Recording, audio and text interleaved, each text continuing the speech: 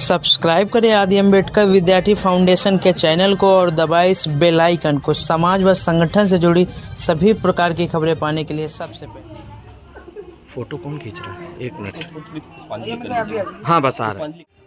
अपने मोहल्ले की तरफ से, अपने परिवार की तरफ से उसमें भागीदारी अपनी सुनिश्चित करें और उसमें अपनी राय दें और मानसिक रूप से और समाज या अन्य परिवार की तरह आप भी निकले घरों से और अपनी जानकारी को दुरुस्त करें, जिससे आपका बगल वाला या कोई अन्य समाज का व्यक्ति आपको बेवकूफ ना बना पाए।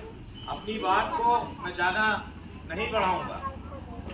बैठक पूरी तरीके से आज की बैठक हम शुरू करेंगे। हमारे वरिष्ठ श्री प्यारेलाल जी को मैं आमंत्रित करूंगा कि वे आए और बाबा आप आए। मान्यवर दीनाबाना वाल्मीकि जी की जयंती पर आप सभी को बधाई और मंगल कामना। मैं आप सभी लोगों से सिर्फ इतना ही कहना चाहता हूँ कि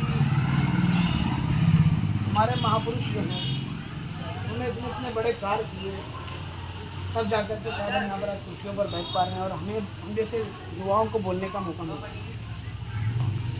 तो दीनाबाना वाल्मीकि जी ने अगर मान्यवर काशीराम साहब को जगाया और मान्यवर काशीराम साहब ने ये बात कही कि जो कौम अपना इतिहास नहीं जानती वो कौम अपना इतिहास बना नहीं सकती, तो शायद ये बात जो कौम अपना इतिहास नहीं जानती, जो कौम अपना इतिहास बना नहीं सकती, ये बात दीनाबाना वाल्मीकि जी ने मान्यवर काशीराम साहब से कही होगी। तब जाके काशीराम साहब इस बात पे आगे आकर के लड़े। पीछे आवाज जा रही मेरी बहनों, जो मेरे बगल में हंसते खेलते उछलते कूदते बच्चे हैं, सबसे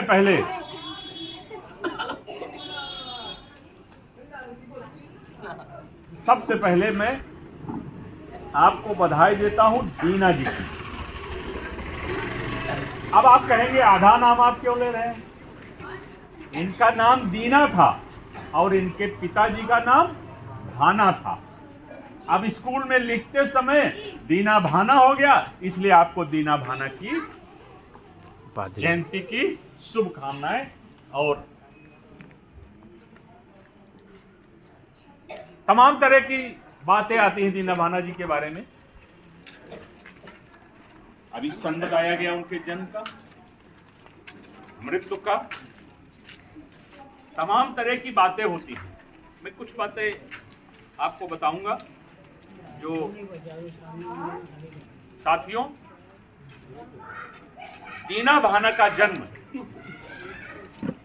28 फरवरी सन 1928 को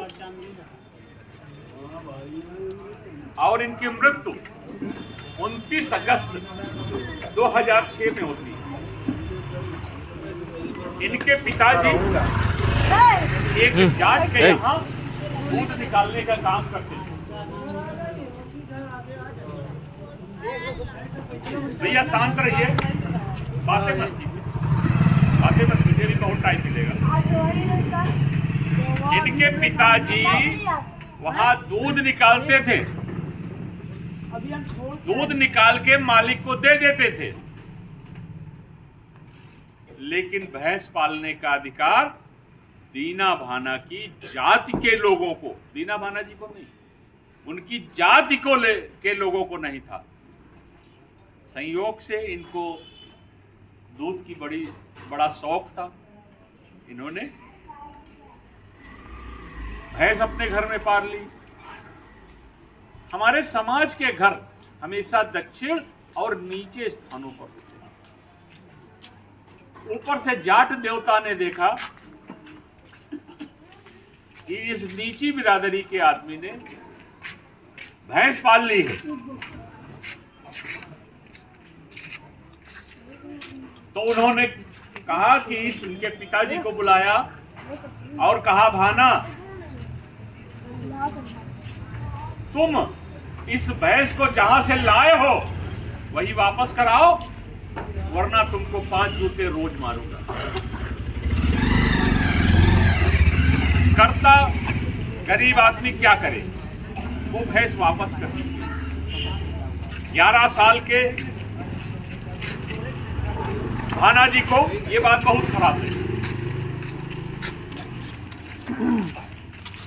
वो वहां से दिल्ली चले गए और दिल्ली के बाद वो पूना चले गए। ऑर्डिनेंस फैक्ट्री में वो काम करने लगे। इस दौरान बाबा साहब से उनका परिचय हुआ। बाबा साहब से रूबरू नहीं, पढ़ पढ़ के उनके भाषण सुन के ये बाबा साहब के मिशन की ओर जाने लगे।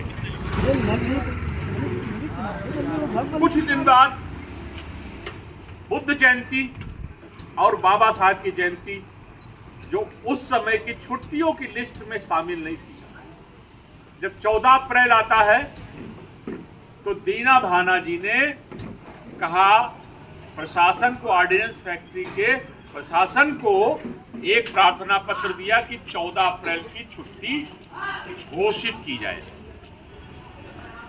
वहीं पर मान्यवर काशीराम साहब सर्विस में थे, प्रथम श्रेणी के अधिकारी थे, और डीके खापड़े साहब,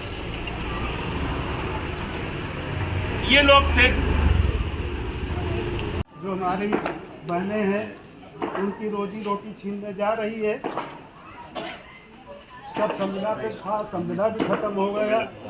हमारे प्रधानमंत्री जी के क्षेत्र के